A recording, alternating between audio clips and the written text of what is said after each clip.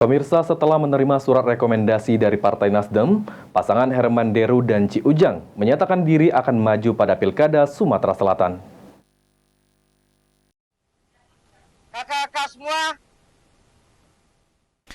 DPP Partai Nasdem melalui Badan Pemenangan Pemilu secara resmi mengeluarkan surat rekomendasi untuk pasangan Herman Deru dan Ci Ujang guna maju pada Pilkada Sumsel mendatang.